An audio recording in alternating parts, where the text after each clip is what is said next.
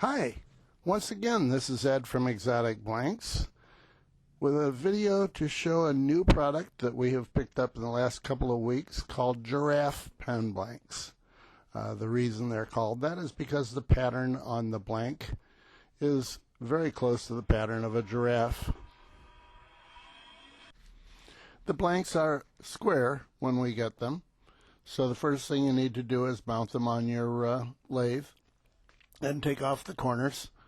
You'll see that I mount between centers, and therefore as the tailstock is not real tight, it allows the blank to stop rather than create a catch. Sometimes that's a benefit, and that's why sometimes I start out that way. Once we've gotten this far down, you want to make sure that to keep the tool rest close to your work, so you move the tool rest up and continue to turn.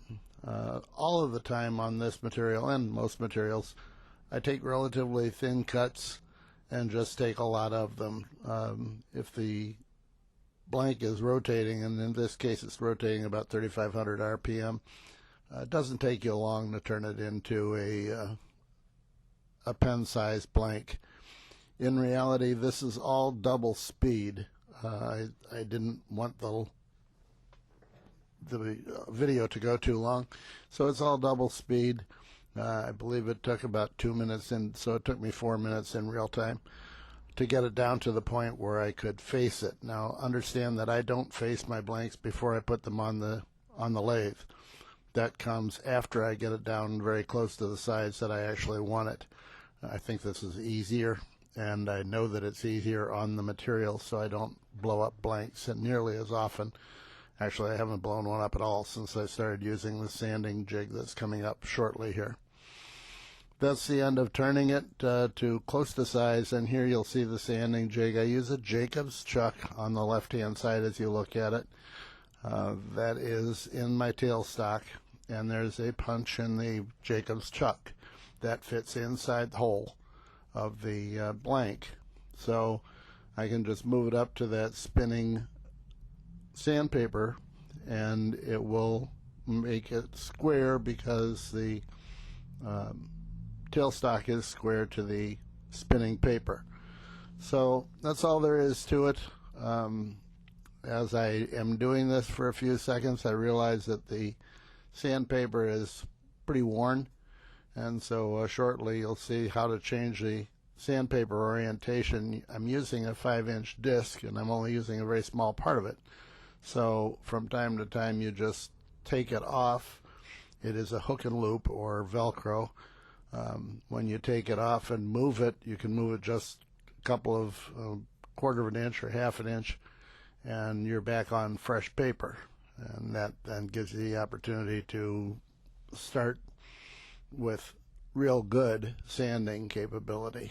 As you can see here, I don't know if you can tell from this, but it sanded really quick, and I was down to the brass. Same on the other side. So that's my method of squaring, and as I say, it's very, very gentle on the blank, so you don't have to worry about ruining some of the more expensive blanks. This material is not that expensive, but nonetheless I try to treat it with respect.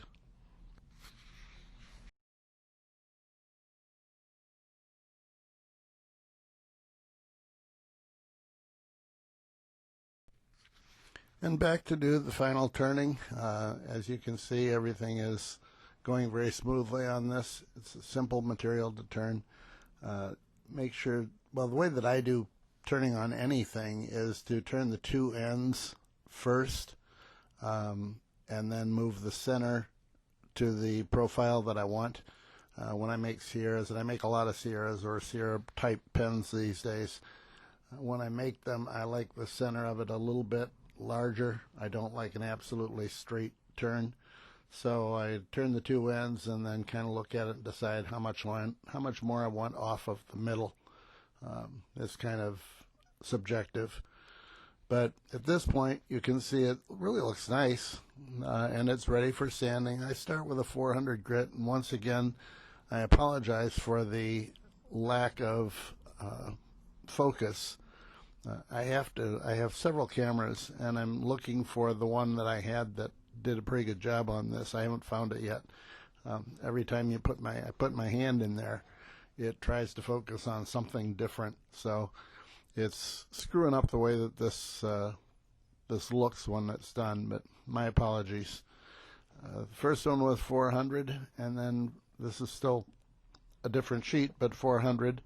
From the 400 I go to a 600 grit, and then from 600 grit I go to 1,000 grit very briefly, just to try to get a little bit of a shine to it. Once that's done, I take it to my buffing machine, buff it with EEE first, and then with white diamond, and that's the process I use to turn it into a pen. Now you can see what the actual pen looks like. This is the Giraffe pattern. This is copper and black and white. We have several different colors of this product. All of them are kind of pretty, and so basically it's just a matter of what do you like.